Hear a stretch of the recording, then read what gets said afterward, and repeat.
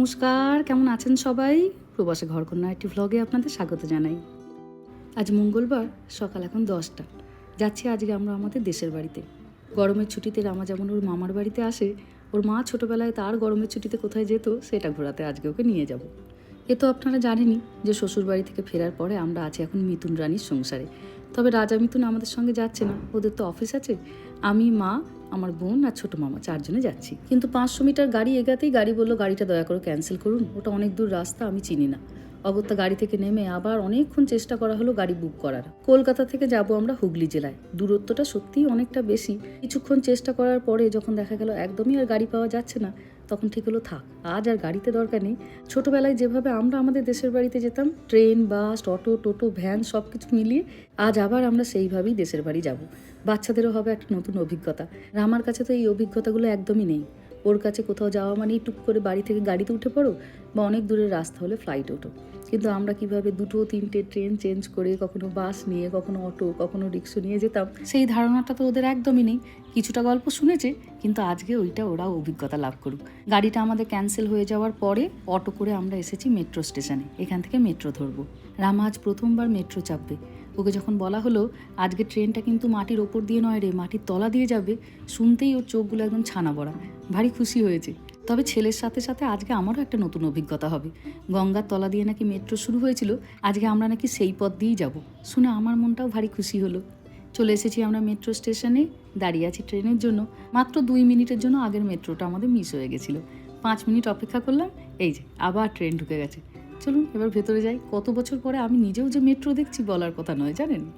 ব্যাগপত্র আমাদের খুব বেশি নেই, 2 দিনের জন্য যাচ্ছি তো, খুব কম জিনিসপত্র নিয়ে যাওয়া। এ তো আপনারা জানেনই যে আমেরিকার বিভিন্ন রাজ্যে পাবলিক ট্রান্সপোর্টের অবস্থা তেমন ভালো নয়। লোকজনকে সাধারণত তার নিজেদের গাড়ির ওপরেই নির্ভর করতে হয়। এক রাজ্য থেকে অন্য রাজ্যে লোকজন গাড়ি চালিয়েই চলে যায়। এই যে এখন আমরা মা গঙ্গার তলা দিয়ে যে মেট্রো রেলটা তৈরি হয়েছে সেখান দিয়ে যাচ্ছি। জানলাগুলোতে কীরকম একটা নীল আভা দেখুন, ভারী সুন্দর লাগছে। বেশ একদম একটা অন্য রকমের মনে হচ্ছে অনুভূতি। যাচ্ছি আমরা এখন হাওড়ায়, হাওড়া থেকে ধরবো কাটোয়া লোকাল। পৌঁছে গেছি আমরা, যাচ্ছি এবার স্টেশনের দিকে। বহু বছর পর হাওড়া স্টেশনে আসা। আগে ছোটোবেলায় যখনই আমরা কোনো আত্মীয় স্বজনের বাড়ি যেতাম, বিয়ে বাড়ি বলুন বা যে কোনো অনুষ্ঠানের কাজে, এই হাওড়া স্টেশনে আমাদের আসতেই হতো ট্রেন চেঞ্জ করার জন্য। মেদিনীপুর থেকে ধরতাম হাওড়া লোকাল, তারপর হাওড়া থেকে ব্যান্ডেল লোকাল বা কাটোয়া বা বর্ধমান যা হোক কিছু তখন ধরতে হতো। এটা আমার জন্য একদম একটা অন্য রকমের অভিজ্ঞতা হবে। ইন্ডিয়ার ট্রেন কেমন, স্টেশন কেমন, স্টেশনে কত লোকজন থাকে, এদেশের লোকজন পাবলিক ট্রান্সপোর্টের উপর কতটা নির্ভর করে, আজ দেখে ও হয়তো একটু বুঝবে। মেহাটা থাকলে হয়তো আরও অনেকটা বেশিও বুঝতো। কিন্তু হয়তো 5 বছর পরে রামা যখন এই ভ্লগটা দেখবে তখন হয়তো অনেক বেশিও ধারণা করতে পারবে। এই যে দাঁড়িয়েছি এখন আমরা একটা দোকানে, বাচ্চাদের জন্য টুকটাক খাবার নেব বলে। এই যে সেই লাল বিল্ডিংটা আমার হাওড়া স্টেশন।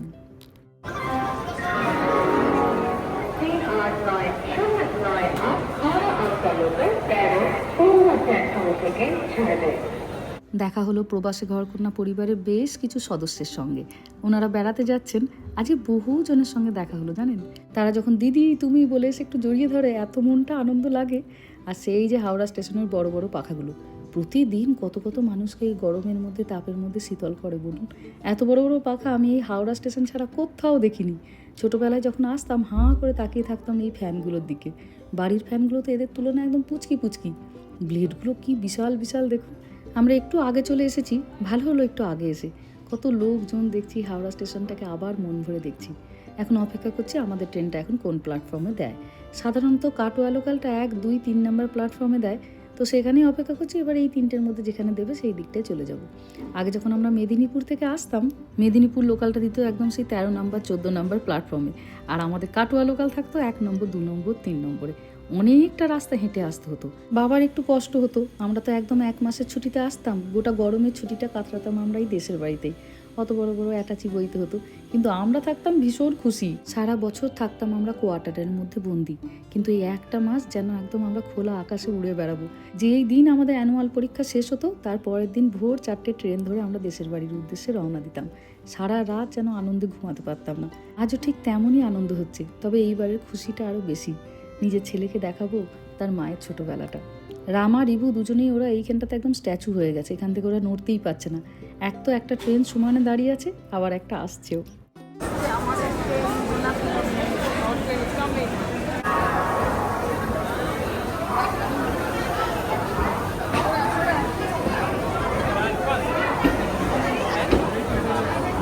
আর ব্যাস উঠতে না উঠতেই ঝালমুড়ি, জানেন, সঙ্গে সঙ্গে নিয়ে নিলাম।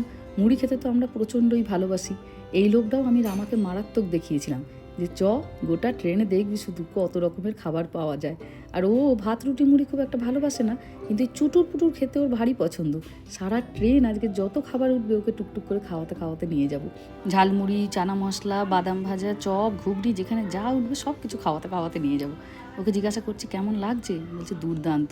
আর এই দেখুন না, গল্প করতে করতে চলেও এসেছে আবার বাদাম ভাজা। তবে এবার বাদাম ভাজাতে দেখলাম একটা নতুন জিনিস, বাদাম ভাজার সঙ্গে সবাইকে আবার একটা করে লঙ্কা দিচ্ছে। ছোটোবেলাতে যখন আমরা ট্রেনে করে এরকম দেশের বাড়ি যেতাম, সকাল হতে যা দেরি, জানেন, যা উঠতো সব খেতাম। মানে যতক্ষণে বাড়ি পৌঁছেছি ততক্ষণে পেটও যেন মনে হতো একদম ভরে গেছে। গল্প করতে করতে চলে এসেছি এখানে চানা মশলা। ওনাকে জিজ্ঞাসা করলাম, কি গো তোমার ঠোঙা কই ভাই? বললো ঠোঙা নেই দিদি, এখন প্লাস্টিকেই বেশি হয়। আচ্ছা তাই ভালো, বললাম একটু ঝাল ঝাল করে বানিও। কত দিন পর পাবো এই স্বাদটা। বাড়িতে যতই মন দিয়ে বানাই না কেন, আমি জানি না এনাদের হাতে কি থাকে, এনাদের মতো স্বাদ দেখি কখনো হয় না। লেবুর রস, কাঁচা লঙ্কা, বিট নুন সব কিছু ভেবে মুখটা ভরে উঠছে যেন একদম জলে। তবে এবার দেখলাম প্রত্যেকটা জানলাতে নেট পরানো। ছোটো মামাকে জিজ্ঞাসা করলাম, হ্যাঁ রে এরকম নেট পরানো কেন? বললো লোকজন নাকি খুব পাথর ছোড়ে। ও মা, এ আবার কি দুষ্টু বুদ্ধি। এটি এবার নতুন জিনিস দেখলাম। লাইট জ্বলা বল উঠেছে, ছোটো দাদু তাই তার 2 নাতিকে কিনে দিল। দুজনেই পেয়ে ভারী খুশি। যখনই জ্বলছে না টুক করে একটুখানি ঠুকে দিচ্ছে আর সঙ্গে সঙ্গে লাইটটা জ্বলে উঠছে। কত সব চেনা স্টেশনগুলো পেরিয়ে পেরিয়ে এলাম। চুঁচড়ো, চন্দননগর, ভদ্রেশ্বর, বালি, সাঁতরাগাছি, সব কিছু এত ভালো লাগছিল যেন মনে হচ্ছিল সেই পুরোনো দিনগুলোতে আবার ফিরে গেছি। ঢুকছি এবার আমরা ব্যান্ডেলে। ছোটো তাই আমাকে বোঝাতে বোঝাতে যাচ্ছে, এই যে হাওড়া দেখলে তুমি, এটা ব্যান্ডেল, এইগুলো হচ্ছে জাংশন।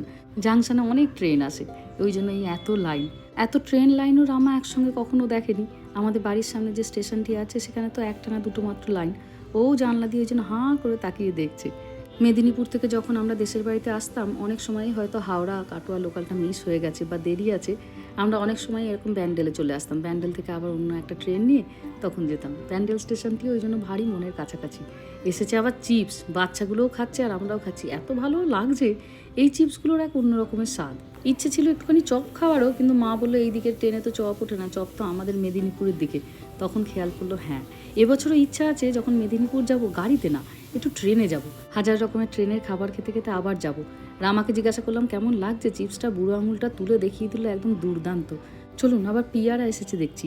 খানিক্ষণ আগে খেলাম একটুখানি মুসুম্বি, এবার একটুখানি পিয়ারা নিই। নেমে পড়লাম আমরা ট্রেন থেকে। এই যে স্টেশনটার নাম হচ্ছে সোমরা বাজার। হাওড়া থেকে সোমরা বাজার আসতে মোটামুটি ঘন্টা 1.5 মতো সময় লাগে, কিন্তু আজকে আবার ট্রেনটা ছিল একটুখানি লেট, মিনিট 20 মতো। সে কোনো অসুবিধা নেই, 20 মিনিটে আরও 2-3 রকমের খাবার খেতে পেলাম। এই যে ট্রেনটা এবার ছেড়ে চলে গেল। চলুন এবার একটুখানি মিষ্টি নেবো। রামাকে জিজ্ঞেস করছি, কিরে কেমন লাগলো? বিরাট খুশি, বলছে কিন্তু এত তাড়াতাড়ি কেন আমরা নেমে পড়লাম? তো তখন বললাম এটাই আমাদের স্টেশন, ফেরার দিন যদি সম্ভব হয় আবার তোকে ট্রেনে করে নিয়ে যাব। ওই যে আমাদের সোমরা বাজারের টিকিট কাউন্টার, এখান থেকে আগে আমরা তো সেই কাগজের টিকিট কিনতাম, এখন তো দেখছি সব অনলাইন হয়ে গেছে। আগে ওই টিকিট কাউন্টারে গিয়ে টিকিট কাটতে হতো। স্টেশনটাতে নামার পরে মনে হলো হ্যাঁ সত্যি এলাম এই জায়গাটায়। আজ প্রায় 10 বছর পর আমি আসছি দেশের বাড়িতে, জানেন। মাঝে মাঝে কাকা কাকিমার সঙ্গে টুকটাক অনুষ্ঠানে দেখা হয়ে যায়, আর আসা হয় না। কিন্তু এবার যাতে আমি আসি, আমার শাশুড়ি মায়ের কাজে ছোটো কাকিমা তাই আসেনি। বলছে দেখা হয়ে গেলেই তুই তো আর বাড়ি আসবি না, আমার সঙ্গে ভাইয়ের সঙ্গে দেখা করার জন্য এবার আয়। এটিও ছিল একটা কারণ দেশের বাড়িতে আসার। স্টেশনটাতে নামার পরে মনটা এত আনন্দ হচ্ছে, আজ সত্যি সত্যি আমার কাছে যেন মনে হচ্ছে ভাষা কম পড়ে যাচ্ছে সেই খুশিটা ব্যক্ত করার জন্য। এত এই পরিবেশটা ছোটোবেলা থেকে আমাদের পছন্দ হতো। কোয়ার্টারে তো একদম ছোট্ট ছোট্ট 2টো রুম। তারপরে যখন আমরা এই দেশের বাড়িতে আসতাম, এই খোলা মেলা চারিদিকটা, স্মৃতির পাতায় আমার মনে হতো কেউ যেন স্বর্ণাক্ষর দিয়ে লিখে দিয়েছে। আজ অবধি বিভিন্ন ভ্লগে এই ছোটোবেলার নানা গল্প কথা বলতে বলতে দেশের বাড়ি এই কথা উঠে এসেছে, আপনাদেরকে গল্পও শুনিয়েছি।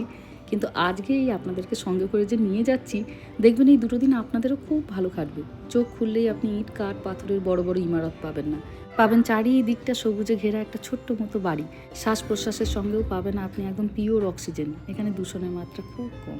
মন ভরে যাবে আপনার এখানকার মানুষের ব্যবহারে। কৃত্রিমতা এখনও এনাদের সেভাবে ছুতে পারেনি।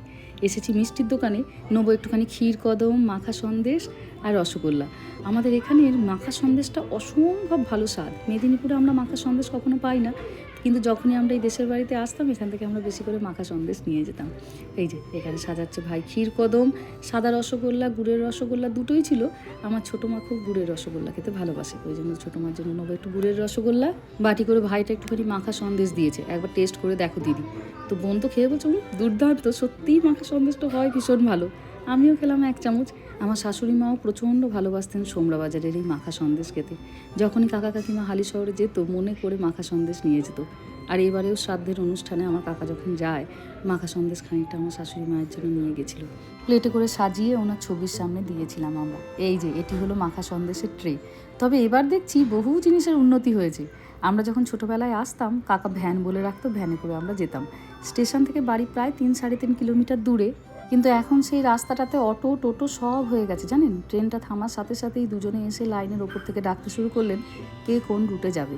খুব সহজেই একদম স্টেশনের গা থেকে পেয়ে গেলাম আমরা অটো। রামার খুশি আজকে দেখে কে, অটো চেপেছে, মেট্রো রেল চেপেছে, লোকাল ট্রেন চেপেছে, এখন আবার টোটো। আর তার উপরে গোটা ট্রেন জুড়ে চুটুর পুটুর খাওয়া, যেটা ওর ভীষণ পছন্দের জিনিস। এই যে সবাই আমরা এখানে বসেছি আর সেই ভালোবাসার রাস্তাটা। বিয়ের পরে আপনাদের মানিক দাকে আমি একবার দেশের বাড়ি এনেছিলাম জানেন। ওর ভালো লাগার জায়গাগুলোতে যেমন ও আমাকে বিয়ের পরে নিয়ে ঘুরে বেড়াতো, কখনো গঙ্গার ঘাটে, কোথায় ও ছোটোবেলায় বন্ধুদের সাথে গল্প করতো, কোনটা ওর স্কুল ছিল, সেই রকমই যখনই আমরা ব্যাঙ্গালোর থেকে পশ্চিমবঙ্গে আসতাম। বিয়ের পরে তো আমরা ব্যাঙ্গালোরে ছিলাম, ব্যাঙ্গালোর প্রায় বছর 10 ছিলাম। তো যখনই পশ্চিমবঙ্গে আসতাম আমি আমার ভালো লাগার জায়গাগুলোতে ওকে নিয়ে আসতাম। মেদিনীপুরের বাইরে প্রথম আমার যে ভালো লাগার জায়গাটাতে আমি এনেছিলাম সেটা ছিল আমার এই দেশের বাড়ি। ও পুরো অবাক হয়ে গেছিলো জানেন, ওনাকে এত সুন্দর গ্রাম কোনোদিন দেখেনি।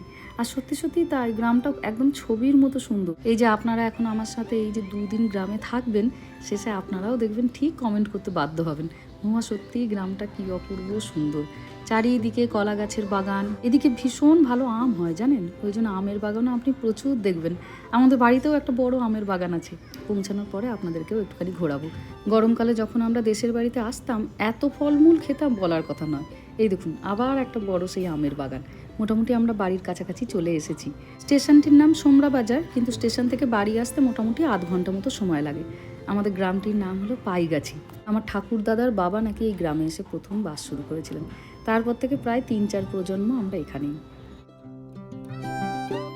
চলে এসেছি একদম আমাদের বাড়িতে। আমাদের বাড়ির একটা বড় পাওনা হচ্ছে এই যে বিশাল বড় দেখছেন একটা ফুটবল খেলার মাঠ, তারপরেই হচ্ছে আমাদের বাড়িটা। তাই ছোটোবেলাতে আমাদের যখনই খেলতে ইচ্ছা করতো আলাদা করে মাঠে যেতে হতো না, দরজা খুললেই ছিল মাঠ। ছোটো মা অনেকক্ষণ ধরে গড় বার করছিল। এই যে চলে এসেছি আমরা বাড়িতে। গ্রামে আমাদের বাড়ি তো, আগে বাড়িতে আমাদের গরু ছাগল দুটোই ছিল। যখন আমরা দেশের বাড়িতে আসতাম 1 মাস আমরা একদম দেশি গরুর দুধ খেতাম, খাঁটি দুধ, যেখানে 1 ফোঁটা জল নেই। কিন্তু আস্তে আস্তে ঠাকুমা মারা যান, কাকার বয়স হয়, কাকিমার বয়স হয়, গরুটা এখন আর রাখেনি, তবে এই যে ছাগল রাখে। আর রামা এসে চোখের সামনে ছাগল বাচ্চা দেখে একদম খুশিতে সে অস্থির। গরমের ছুটিতে যখন আমরা দেশের বাড়িতে আসতাম বৈশাখ মাসের সংক্রান্তিতে এখানে একটা শিব পুজো হয়, নাম হচ্ছে নোয়াজন পুজো। ওই নোয়াজন পুজোকে ঘিরে আমার বাবা আর বাকি তার 3 ভাই তাদের পরিবারকে নিয়ে এখানে আসতো। কাকা এখানেই থাকে, কিন্তু বাকি 2 জেঠুরা বাইরে থাকতো। আর সেই সময় ঘরটা এত গম গম করতো বলার কথা নয়। এই যে আমার কাকার ছেলে, ওর নাম পাপা, কিন্তু ভালোবেসে আমি ওকে বুবুনি বলে ডাকি। দিদিরা আসবে বলে ও আবার বেগুনি ভেজেছে, আসতে না আসতেই ব্যাগটা নামাতে পারিনি, এই দেখুন আমাকে নিয়ে রান্নাঘরে এসেছে। ও বেগুনি ভেজেছে, খা বর্দি একটা তাই তুলে নিলাম। বছর 10 আগে আমি যখন আসি তখন এই রান্নাঘরের কাজ চলছিল, তখনও সম্পূর্ণ হয়নি, কিন্তু এবারে এসে দেখছি রান্নাঘরটা একদম পুরো কমপ্লিট হয়ে গেছে। কি সুন্দর করে বানিয়েছে দেখুন। 1 প্লেট আবার দিদিদের জন্য এখানে মিষ্টি সাজিয়েছে। তোকে তাই বলছি এখন আর মিষ্টি খাওয়াস না রে, বড্ড খিদে পেয়েছে, ভাত খাই আগে, বিকালে মিষ্টি খাবো। আমরা যখন ছোটোবেলায় আসতাম তখন আমাদের কাঠের উনুনে রান্না হতো। বড় বাগান আছে তো প্রচুর, ওই জন্য কঞ্চি এই সেই জ্বালানি প্রচুর জানেন। গ্যাস একটা করে নেওয়া হতো ঠিকই, কিন্তু গ্যাস ব্যবহার করা হতো চা করার জন্য, রুটি করার জন্য, এরকম। দিনের রান্না বেশিরভাগ হতো কাঠের উনুনে। কাঠের উনুন এখনও ছোটো মার একটা আছে। আর কাঠের উনুনে রান্নার এক অদ্ভুত সুন্দর স্বাদ হয়, যে স্বাদটা একমাত্র যখন আমরা দেশের বাড়িতে আসতাম তখন পেতাম। ছোটো মা এই যে থালা সাজিয়ে দিয়েছে, এখানে রান্না করেছে উচ্ছে দিয়ে আলু দিয়ে একটা চচ্চড়ি, অনেক দিন পর খাচ্ছি। আলু পটলের একটুখানি ঝোল, এখানে আছে বেগুনি, আর এখানে রান্না করেছে চিকেন মাটন, এগুলো ছোটো মা ভীষণ ভালো বানায়। এই যে এদিকে আমরা 3 জনে খেতে বসেছি, আর ওইদিকে বসেছে মা। বাচ্চাগুলোকে এসে স্নান করিয়ে খাইয়ে দিয়েছি, তারা এখন ছাগলকে ওইখানে পাতা খাওয়াচ্ছে, আর আমরা এখন এখানে বসেছি গল্প করতে করতে খাওয়া। কত যে গল্প জমে আছে, মনে হয় 2 দিনে শেষ করতে পারবো নাকি সন্দেহ। আর টুম্পা কেমন আছে? তাই বুঝি বিয়ে হয়ে গেল, টুম্পার মেয়ের বিয়ে হয়ে গেল, আর আমার মেয়ে এখনো হাই স্কুলে পৌঁছাতে পারবে না। মানে সত্যি জীবনটাই ঘেন না। হ্যাঁ, প্রবাসী ঘরকন্যা পরিবারের আর এক সদস্য মৌসুমি থাকে সোমরা বাজারের কাছে করোলা বলে একটা জায়গায়। ও দেখা করতে এসেছে শুনে যে আমরা আসবো বলে। মৌসুমির হাজবেন্ড ওর ছেলেটি এই বছর উচ্চ মাধ্যমিক পরীক্ষা দিয়েছে। ভারী মিষ্টি বাচ্চাটিও, খুব ভদ্র সৌম্য। খানিকক্ষণ ওর সঙ্গে গল্প করি। তবে আজকে আকাশে জমেছে খুব মেঘ, জানেন।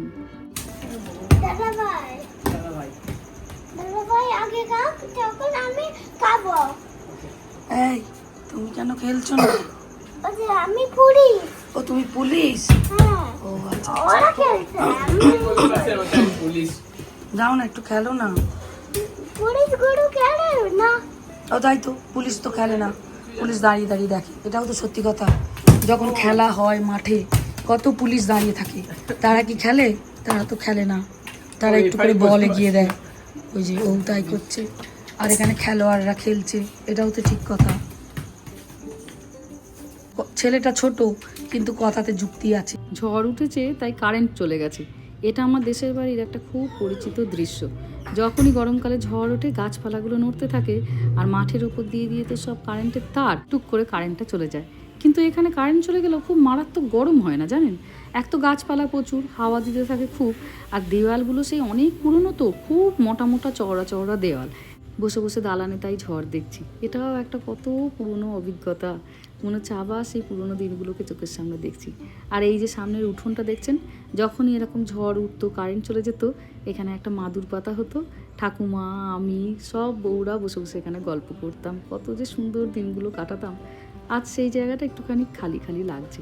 চলুন, এই ঝড় দেখতে দেখতেই আজকে তাহলে ভিডিওটাও এখানে শেষ করছি। সবাই ভালো থাকবেন, সুস্থ থাকবেন, সাবধানে থাকবেন। আর ব্লগটা কেমন লাগলো সেটা আমাকে অবশ্যই কমেন্টে জানাবেন। ভালো লাগলে একটা লাইক করে দেবেন। সবাই ভালো থাকবেন, সুস্থ থাকবেন, সাবধানে থাকবেন। দেখা হবে খুব শিগগিরই পরের একটা ব্লগে।